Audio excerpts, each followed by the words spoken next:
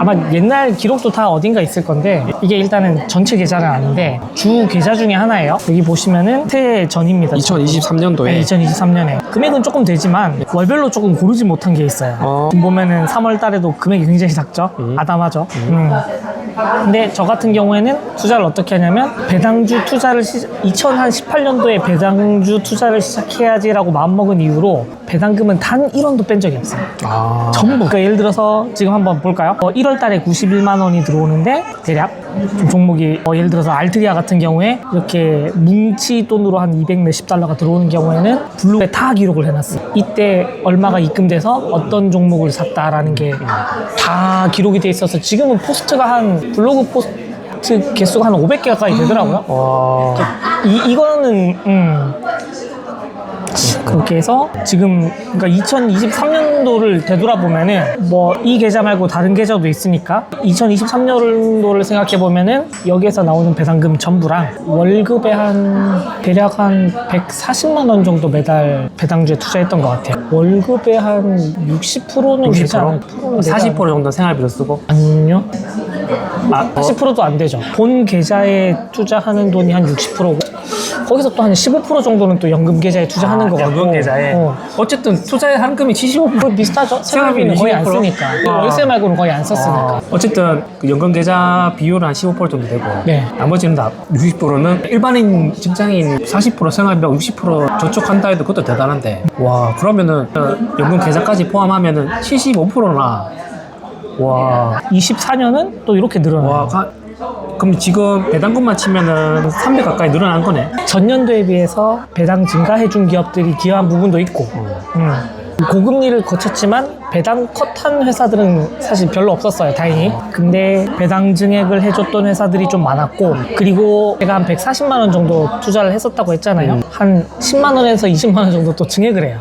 월급이 오른 부분만큼. 그래서 24년도에는 거의 한 160만 원 정도 투자했던 것 같아요, 한 달에. 따지고 보면 160만 원 금액이 적은 금액은 아니지만 연봉 한 4, 5천 받는 사람이라면 네. 충분히 해볼 만한 해볼만 하죠. 투자인 것 같은데. 네, 생활을 조금 단순하게 하고 만약에 연봉이 4, 5천 이상이라면 충분히 달성할 수 있죠. 얼마든지 가능한 네. 금액이고 네. 그런 금액을 투자를 해도 이런 결과를 낼 수 있다는 거예요. 당연하죠. 그런 게 좀 매력적이에요. 24년도가 조금 의미가 있는 게 배당금이 요만큼 받았다는 거는 투자금이 사실 그렇게 크진 않아요.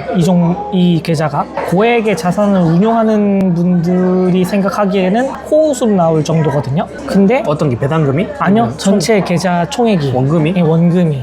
투자한 금액이 예. 근데 이제 원금 자체는 얼마가 안 되는데 조금 24년도에 조금 고무적이었던 거는 원금이 얼마 안 되는 상황에서 배당금이 요만큼 나왔다는 거는 배당주 비중이 높았다는 뜻인데 그래도 나스닥은 이겼던 것 같아요. 네, 나스닥 수익률은 제쳐서 2024년도 네네네. 그래서 조금 의미가 있었어요. 물론 개별 기업으로 지수를 엄청나게 초월하는 훌륭한 기업들이 많았죠. 엔비디아 같은 경우는. 근데 저는 사실 그런 성장주나 기술주를 평가할 능력도 안 되고 다만 변동성 없이 조금 편안하게 투자를 하자고 마음 먹었는데도 시장을 뛰어넘는 수익을 종종 자주 좀 내고 있고 규모가 커졌는데도 조금 배당금이 실제로 이렇게 매년 실제로 늘어나는 게 입증이 됐잖아요. 이게 또 실제로 수익에 기여하는 부분도 굉장히 크고 다시 한번 또 보시면은 23년도에는 굉장히 고르지 못했는데 이게 또 24년도에 또 일정 부분 성장을 하지만은 여전히 고르지는 못해요. 근데 이제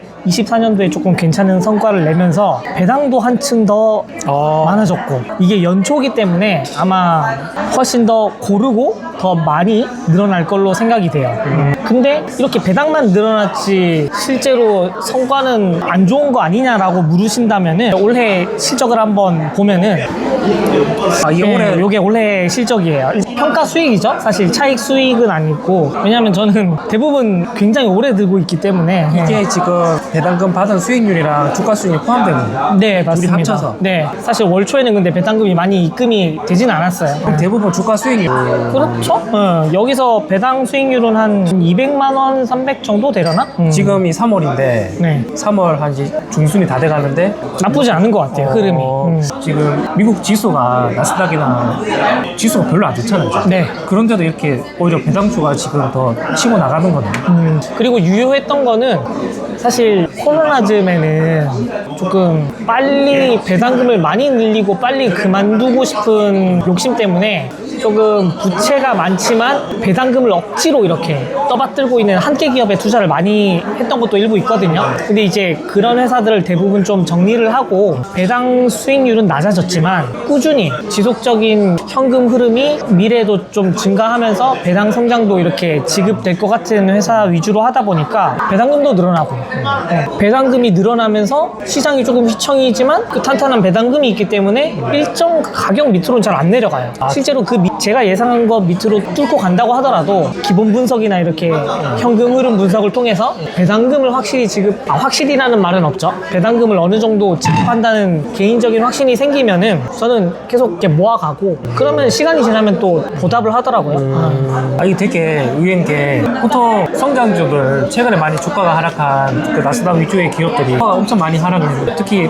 테슬라만 해도 지금 하루에 15% 이상 떨어지고 엔비디아도 마찬가지로 많이 떨어지고 그런 빅테크 기업들이 많이 떨어졌는데 오히려 지금 이때 배당주들 이런 수익률을 내고 있었다는 게 참 신기하네. 희망을 가지면 돼. 몇 년 전에 막 한참 빅테크 성장주 투자 많이 할 때 그때는 약간 지지부진했던 애들이 작년부터 이렇게 빚을 바라면서 막 치고 올라가기 시작했던 거예요. 작년부터 이제 나스닥 지수 시장 수익률 이기면서 올해 초까지 3월까지 계속 이어져 와 있는 거고. 네. 그러면 지금 주식 그 배당주에 투자하고 있는 종목 수는 지금 어느 정도 돼요? 한 은근히 생각보다 많아요. 미국 기업은 한 30종목 정도 되는 것 같고 국내 기업도 한 20종목 정도는 되는 것 같아요. 그러면 금액적인 투자 비중으로 봤을 때 미국이 더 많은 거고 네, 압도적이죠. 미국이 훨씬 압도네. 한 70에서 75% 정도? 사실 한국 기업을 거의 완전히 축소시킬 생각을 했었는데 근데 요 최근 들어서 몇 년 전부터 국내 배당 주식을 사는 타이밍은 대부분 뭐 코로나라든가 굉장히 대내외 큰 충격이 와서 우량하고 배당을 많이 주는 회사가 갑작스럽게 폭락을 했을 때 매수하고 그 가격이 다시 정상으로 회복하면은 그 뒤로는 매수를 잘 안 했거든요. 그런데 최근 들어서 이제 조금 밸류업이라든가 주주환원 정책이 나오면서 정리를 하려다가 원래 가지고 있는 것들도 대부분 다 고배당 기업이거나 국내에서 좀 독과점 지위를 누리면서 배당을 많이 주는 회사들이긴 했는데 이런 주주환원 증가에 대한 조금 정책들이 나오고 회사 자체 내에서 이렇게 IR을 하다 보니까 이 정도 가격에서는 배당 성장이 가능하겠다고 싶어서 유지하거나 확대하는 애들이 좀 많아졌어요. 생각보다는 계획했던 것보다는 국내 기업 비중이 조금 높아진 것도 있죠. 그러면 종목 비중은 어떻게 관리를? 일단 저는 사실 리밸런싱 이런 걸 잘 못해요. 한번 들고 있는 거는 거의 계속 들고 가는 스타일이거든요. 지금 보면 거의 한 10년째 들고 있는 애도 있는 것 같고 10년이나 그리고 뭐 아무리 조금 좋은 기업을 발견해도 사실 처음에 거액을 넣기는 지금 자금도 그렇게 넉넉하지 않고 왜냐면 지금 저는 99% 이상이 다 주식에 들어가 있거든요. 그렇기 때문에 아무리 매력적인 기업이 나타난다고 해도 기존에 있는 주식을 정리하거나 그러진 않아요. 그러면은 일단은 제가 사고 싶은 가격대에서 제가 원하는 만큼의 수량을 담을 시간이 있으면은 그리고 그 회사 비중이 커지면은 계속 들고 가는 건데 원하는 수량만큼 못 샀는데 급등을 해버리는 경우가 있어요. 그런 경우에는 조금 보내주고 그냥 저는 어느 정도의 배당 수익률과 어느 정도의 뭐 좀 기본적인 가치 평가 지표들 있잖아요. PBR이나 PER이나 배당 수익률, 뭐 부채 비율 이런 걸 좀 많이 중요시하는 편이라 가지고 주가가 오르면은 제가 생각했던 기준보다 오르면은 대부분 소량 보유한 경우에는 대부분 다 정리를 해요.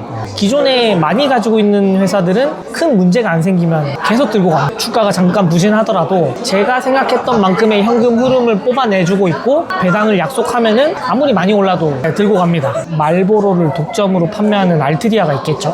이 회사 같은 경우에는 한 작년까지는 그래도 1년에 한 번 정도는 매수할 기회를 줬거든요. 저도 딱 그 가격 말고는 절대 안 사요. 근데 요즘에는 절대 주가도 많이 올랐더라고. 많이 올랐어요. 절대 매수할 기회를 안 주는데 계속 들고 가요. 그 기업들이 한때 막 주가도 계속 변동이 있으면 떨어지고 그런 경우 되게 많았는데 꾸준히 오히려 매수 기회를 생각하고 꾸준히 매수한 거고 네.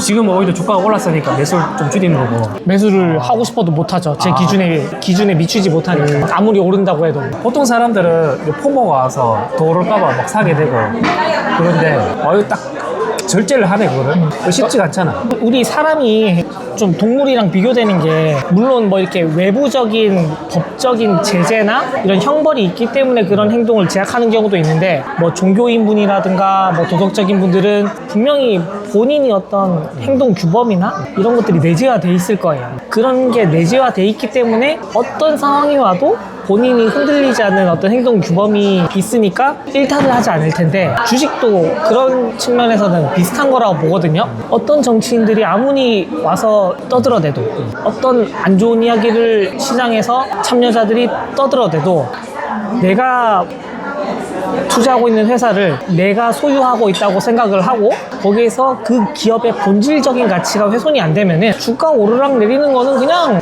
뭐 우리가 뭐 스포츠 경기 할 때 농구판에서 뭐 득점하면은 점수 오르고 상대 팀한테 역전도 당하고 그런 것처럼 중요한 건 아니고 본질은 이기는 거죠. 이 회사를 진짜 팔아야 되냐 말아야 되느냐를 판단할 때는 분기나 연간 사업 보고서를 보면서 배당을 지급할 수 없을 만큼의 현금 흐름이 훼손됐다. 회사를 매각하지 않고서는 배당을 줄 수 없다. 라든가 회사가 점유하고 있던 시장을 완전히 빼앗겼다라는 확실한 사건이 없으면 잘 흔들리지 않죠.